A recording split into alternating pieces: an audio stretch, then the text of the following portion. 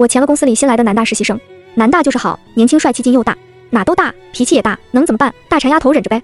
后来我哥哥说给我找了关系，跟盛州集团太子爷相亲，为了嫁入豪门，我忍痛跟南大分手了。南大眼里带着阴鸷，咬着牙说：行，沈昭昭，你可别后悔。等到相亲那天，董事长热情地介绍着眼前清冷金贵的少年，我傻了，为什么没人告诉我，我前的南大就是盛州太子爷啊？我哥985毕业后进入盛州集团，靠着卓越的才能爬到副总的位置。正所谓一人得道，鸡犬升天。我毕业后火速走后门进了盛州，父母去世的早，我和哥哥从小就相依为命，他任何时候都不会亏待了我。进公司不到半年，他立马把我提拔成小组组长。小组长这个职位说大不大，说小可一点都不小。我手上管着10几个毕业生呢，其中就有陆七年，一个刚毕业的男大学生，真是一遇陆郎误终身。宽肩窄腰，双开门的斯曼男身材，配上冷厉的浓颜，看上去就很行的样子。我见他第一眼就产生了一个念头，我要钱他，如果他不同意，我就给他穿小鞋。午休结束，我拿着资料站到他的工位前，那个小陆，你把这个报表做一下，这是我第3次让做表格，他前2次甩都不甩我，直接拒绝，搞得本组长好没面子。他眼都不抬，继续着手上的工作。不会做，之前是在群里拒绝我，现在是当着全小组的面拒绝我，真的让我有些下来不来台了。我轻咳一声缓解尴尬，想用我哥来压他。那个沈副总急着要的，他不作声也不接我的话。小组的其他组员偷偷瞄问我，一股愤怒和无力感涌出来，让我立马红温了，眼泪都快溢满眼眶了。他旁边的小陈弱弱的开口，那个组长我来做吧。还好有人给我台阶下。我转身回办公室的那一刻，豆大的眼泪流了出来。臭男大，拽什么拽？到底谁是实习生啊？等你被姐拿下来，让你天天跪在床上求我。第2天，我给小陈的实习证明直接盖了章，当着陆七年的面递给了小陈。陆七年的目光从实习证明转到我身上，停留了很久，又低头继续做自己的工作了。呵呵，羡慕了吧？只要你乖乖给我说句好听的，我就原谅你。我站内夸了小陈很久，夸到都没词了，他都没开口。行，陆七年，你有种，我就喜欢有种的男人。我秉承有事找大哥的原则，找沈世白给我支招。哥，你有没有潜规则过下属？我哥神色一变，谨慎地环顾了4周，确保没人听见。他把办公室门锁上，偷感十足地低着声音开口：你饭可以乱吃，话可不能乱说。我急忙解释：不，我不是这个意思，是我看上了一个实习生，我不知道怎么拿下他。他嘴角勾起淡笑，这简单啊，看他最在意什么，那就拿捏他什么。陆七年最在意什么？最在意实习证明吧？可刚刚他不像很在意的样子，还是我的好大哥给我指点清楚。笨，你不明事施压，他当然装傻充愣。嘿嘿，我悟了，果然还得是老司机有经验。我去陆七年的工位找他，准备给予他直面冲击，却发现他在阳台休息区坐着。好啊，他竟然敢上班摸鱼，这下让我揪着小辫子了吧？我雄赳赳气昂昂走到他背后，刚要开口点他突然腾的一下站起身来，胸口因为怒气剧烈起伏。爸，我到底是不是你亲生的？什么叫我如果实习期过不了就不用回家了？你知不知道我在外面吃也吃不好，睡也没地方睡？他戴着耳机，原来是在跟家里人打电话，可是听上去不怎么愉快的样子。他气得用手重捶了一下墙壁。妈，你心里只有哥哥李如月那么好，那你让我哥入赘李家吧。看来陆七年的家境很不好，偏心的父母还逼他入赘，这让我直接联想到我的家庭，母亲去世，父亲再婚后，我和哥哥直接变成了野孩子。偏心的后妈把好吃的都只留给自己的女儿，对我和哥哥动辄打骂。还好哥哥考上大学后就带我出来住了，我每次中午都看见他手上拿着干巴巴的欧包，配着公司的咖啡吃着。听说他刚到上海，连住的地方都没有，勉强和小陈凑合住着。看他身上的衣服也不是什么牌子货，连件阿迪耐克美特斯邦威都没有。有次下班我还看到他顺了好几包公司的免费面包走，我越想越心疼他，他就像个被抛弃的坚强小狗。我顿时圣母心爆棚，那就让我来拯救他吧。我3步并2步上前夺过陆七年手中的手机，叔叔，陆七年包能过实习的，到时候你们这些穷亲戚可别来沾边。陆七年我照的懂。对面在那无能狂怒，不是你谁呀？是不是想带坏我小年？我歪头啪的挂掉了电话，就是这么帅气。陆七年眼里是不可置信和十足的震惊，我刚刚的举动他肯定感动坏了，都怕他直接爱上我了。没想到虽然人穷，但还挺有骨气。他姿态清冷，夺过手机，俊美的小脸上满是怒气。怎么的？我给他撑腰，他还生上气了？我摆出领导架子出来，小陆啊，我刚刚的意思是以你的能力肯定可以过实习的。他抬眸冷冷地看着我，虽然你是我上司，但刚刚你越界了。越界？我还有更越界，你要不要看看？我想起我哥的话，决定不装了。陆七年，其实以你自身的实力过实习有点难啊。他还明知故问，我的实力怎么了？说到这个我就来气，叉着腰数着他的罪责。你每天上班迟到还不加班，你知不知道盛州宣扬狼性文化？我话锋一转，不过你要是愿意跟我，那你迟到不加班，我就睁一只眼闭一只眼吧。他听了我的话，脸越来越黑，还夹杂着点羞耻，他的耳尖红得能滴出血来。他用一种不可置信的语气问我，你要钱我？我点点头，是不是给的太少了？他不愿意啊。我立马加码，只要你愿意跟我谈恋爱，我每个月会给你1万块，这样你不用在工位吃那没营养的干巴面包了，你也不用跟小陈去挤一张单人床了，可以搬来和我住。我有一套120平的2居室，足够咱俩造了。你如果怕公司的人知道后说闲话，我们可以不公开，等你腻了，你可以直接提分手。我絮絮叨叨地规划着我和他的美好未来，却不想彻底激怒他了。沈昭昭，你这是在羞辱我。他愤然离席，我以为是我给的太少了，立刻上前拉住他，一咬牙一跺脚，准备直接加码。主要是我怕谈不成，他直接离职了咋办？除非他出现在会所当男模，否则我们的缘分可就尽了。别走啊，那要不我明天就去找沈副总打你的实习证明，行吗？他脚步顿住，漂亮的眸色里装满了点点星光，薄唇轻启。真的？我用了力点头，就怕他反悔。真的，拿捏了。我拿着陆7年的实习证明，站在我哥办公室的门口，觉得自己不像是前下属的坏领导，更像他的舔狗。算了，舔狗怎么了？真关起门来，还指不定谁舔谁呢。我拿着盖了章的实习证明，经过陆7年的工位，食指敲了敲台面。小陆，过来一下办公室。他跟在我后头，乖乖的进来了。一关上门，我就把实习证明像个礼物一样，当展现在他面前。这么多天冷漠的冰山美男，在这一刻终于露出了阳光笑颜，太帅了，就像冬日暖阳一样。我趁火打劫，上前试探性地握住了他的手。他的皮肤很白，手指修长，我们像亲密的恋人，十指交叉，他也没反抗。我内心那个激动和雀跃呀！那晚上我们一个饭，庆祝一下。他立马收回了脸上的笑，略带警惕地看着。庆祝什么？我本想说庆祝我们在一起的第一天，但是怕他压力大，我换了说辞。庆祝你今天过了实习，我请你吃顿好的。他摇了摇头，拒绝了。我有点失望，到底谁才是主导者呀？怎么我老是被他牵着鼻子走？正当我懊恼时，他薄唇轻启，是我该请你吃饭，直接去你家吧，我请你吃点好的。吃点好的？我眼神一亮，立马下单了2套情侣战衣。下班后，我按照陆7年给我的地址去小陈租的房子去接他，他就背着一个黑色的包麻溜的下来了。走吧，你行李呢？我看他轻装，怀疑他不是诚心跟我同居了。他拍了拍那个瘪瘪的包，我的家当都在这了。我看着他这寒酸的模样，真想抱着好好疼疼他。我一脚油门直接开到商场，给他从头到脚置办了2身行头。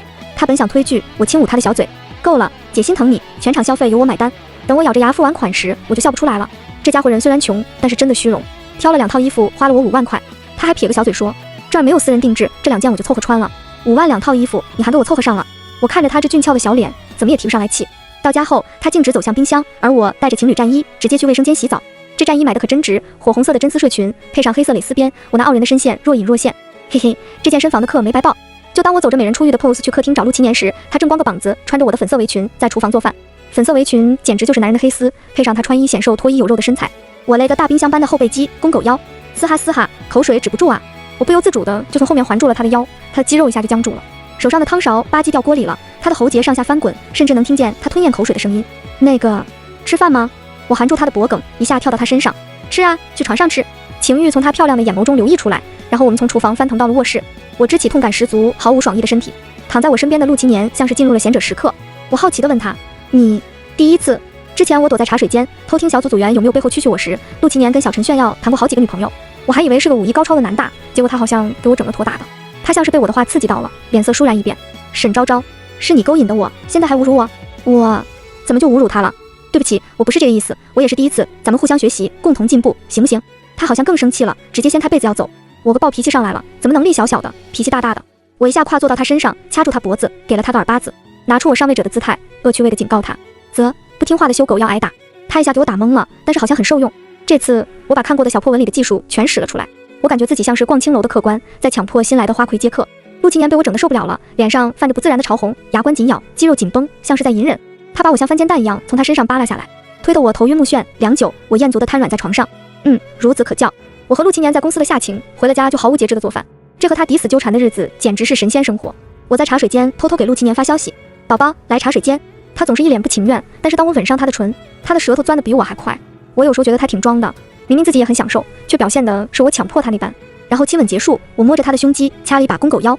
他闷哼一声，脸上的羞红还未退却，一本正经地教育我：昭昭，做女人哪有你这样不知羞耻的，下次不准这样了。明明我才应该是主导者，但先老是被他牵动。他回到工位给我发消息：晚上吃什么？我等会回去给你做。陆7年的厨艺挺好的，2种做饭水平都不错。我想吃糖醋排骨和盐焗虾。好，我哥还跑来关心我，前南大计划进行的怎么样了？他站在那头瞧着我们那组的组员，我赶忙把他拉走，低声些，难道光彩吗？他敲了我脑袋，玩玩就行了，别想着走心，你的结婚对象我另有人选。我有些震惊，什么年代了，你还想包办婚姻啊？盛州的太子爷，你嫁不嫁？太子爷就是那个陆总经理呀，妥妥的钻石王老五，长得还贼帅。这泼天的富贵和小奶狗，我还都挺想要的。我犹豫了会儿，问我哥：那陆总喜欢我吗？他又给我脑壳上来了一个暴力。什么陆总？是陆总的弟弟，陆总早就订婚了。我回公寓后，看着在厨房忙活的陆7年，一想到要和他分手，心里头酸酸的。我环住他的腰，觉得自己像只偷腥的猫。他拍拍我的手：洗手吃饭吧，热汤热饭热炕头，我还真有点舍不得。公司来了几个新的实习生，其中有个叫齐子瑶的小姑娘，我为什么记得那么清楚呢？因为她在勾搭劳资的男人。我不止一次的在小组会议上点了她，她不但不收敛，甚至有点越界了。我黑着脸沉着气看着她在阳台拉扯陆7年，嘴上还在喊着：小年哥哥，你就答应我吧。我掏出手机给陆7年发消息：你在哪？来一趟我办公室。他来了后，我就叉着腰质问他：你为什么和那个新来的齐子瑶走那么近？他瞥了我一眼，知道我在吃醋，嘴角勾起一抹淡笑靠了过来。怎么了？你吃醋了？我轻轻地拧了一下他的腹肌，威胁他：再敢这样，那我再找个男大取代你。他他眉头微皱，掐住我的下颚。你敢？我仰着脖子，不服输。他狠狠地擒住我的唇，掠夺我的呼吸。我怀疑他是想亲死我，让我窒息而亡。良久，在我头脑发晕后，他才放开我。他附在我耳边轻喘：“我不准你找别人，昭昭。”我脑子也不清醒，顺着他的话点头应下。一段关于南大被钱的关系悄然改变。陆青年照例问我晚饭想吃什么，我哥也给我发来了消息：“昭昭，收拾收拾，咱们兄妹准备升咖了。”他继续说：“今晚8点，香榭酒店去和陆小少爷相亲。”怎么这么快？我还没准备好。我透过办公室的玻璃看了一眼正在摸鱼的陆青年，没我罩着他，可怎么办啊？我做了许久的心理建设，给他回了消息：“今晚有事，不回家吃。”他秒回：“什么事？去哪里？”看到短信，总觉得心里头对不住陆青年，这该死的背德感。我心虚的回：“我哥让我今晚一起去应酬，要晚点回去，你下班先回家。”他回：“好。”我路过茶水间时，听到小陈在跟陆青年聊天。小陈，沈经理知道你是少爷吗？陆青年：“嘘，你可别说漏嘴，他如果知道了，那我还怎么面对他？”少爷，陆青年还在会所当过少爷，我心里更难受了。一边是泼天的富贵，一边是破碎的他。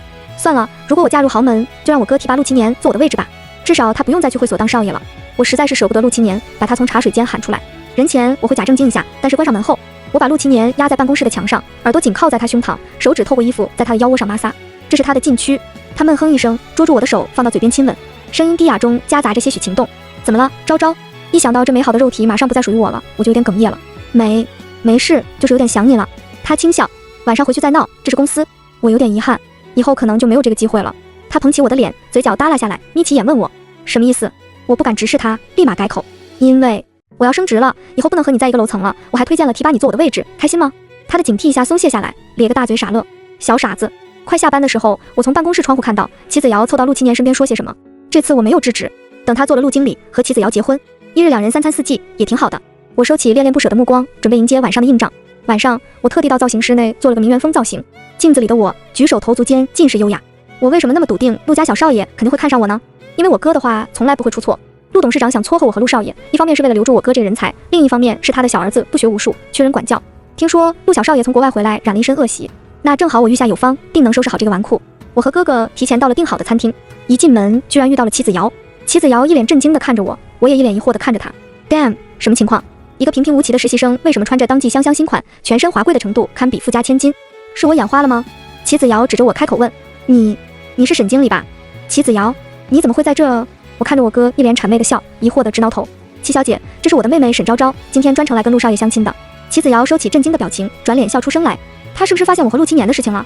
我陪着笑脸对齐子瑶打招呼，然后把我哥拉到门口没人的角落。这齐子瑶什么来历？她不是公司实习生吗？我哥，什么实习生？她是董事长的侄女。我还没从震惊中缓过神来，他继续说：“今天不止撮合你和陆少爷，还要撮合我和齐小姐。咱们兄妹一起嫁入豪门，以后就是人上人了。”我和哥哥从小就吃尽了没钱的苦，但是我没想到他对于金钱和权力的渴望已经进阶到如此地步。不是，这豪门的苦我一个人吃就够了，难道你还要牺牲自己的幸福吗？我哥摸了摸我的头：“你怎么知道我不喜欢齐小姐呢？傻丫头！”说完他就进去了，我呆愣着还没缓过神。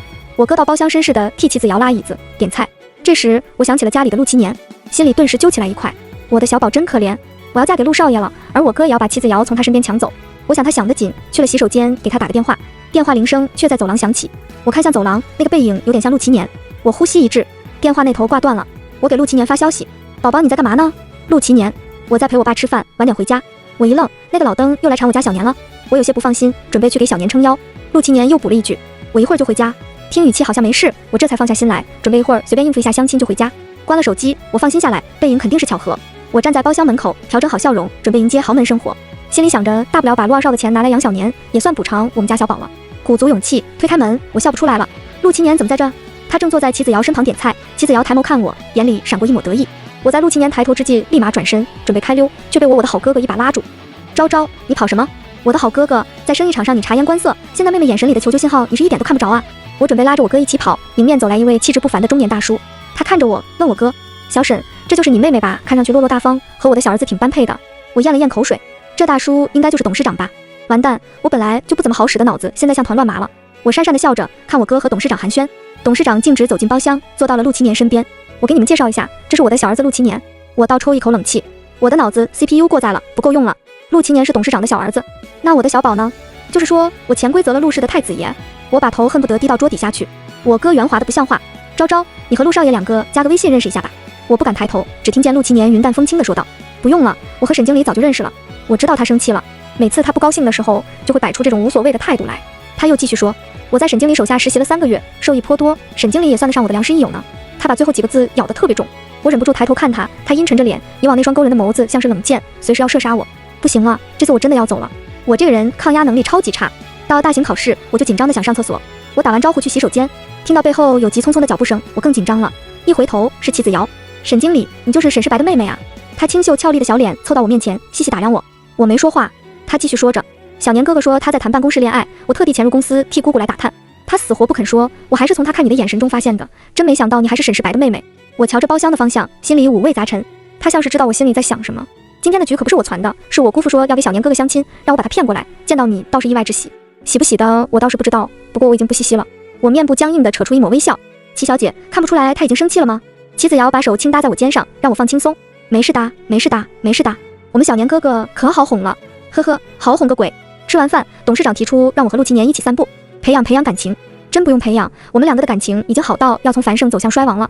我坐在他的宾利副驾，心慌地看着他，面若冰霜，配上宾利车标更迷人了，无论看多少眼都会爱上的程度。我想起了刚刚齐子瑶的话，越想越不对劲，这厮对我不也有所隐瞒吗？我不由得挺直了腰杆，甚至想开口质问他，你为什么骗我？他低头冷笑了3秒，笑得我头皮发麻了。沈昭昭，这是我的台词吧？你还先说上了。我一紧张就结巴，我骗你什么？你不是说陪你哥来应酬，你老家管相亲叫应酬，那你明明是骗我的更多。我声音逐渐小了下去，他咬着牙频频点头，立马发动车子，直接弹射起步，给我吓得拽紧车把手。别，陆齐年，你别开那么快，我害怕。他嗤笑一声，你害怕？还敢骗我？我不敢讲话了，怕他更生气。他一路疾驰到我们家楼下，打开车门，平静地说，下车。我还没缓过神，他有点不耐烦，我磨磨蹭蹭的样子，一把把我扛上肩膀。我挣扎也没用，他把我重重地扔在了床上。他跪坐在床上，居高临下地审视我，说吧，我给你一次解释的机会。我反驳型人格上线了。陆齐年，明明是你先装成实习生骗我的，你骗了我5个月，怎么你给上机会了？他冷哼一声，开始解皮带。沈昭昭，你没有机会了。他拿皮带把我的手捆在床头，然后就去洗澡喽。这是打算惩罚我，还是奖赏我？我内心开始傻乐起来。他洗完澡出来，顶着湿漉漉的头发，水珠顺着他的喉结流向腹肌，腰间还系着一条浴巾。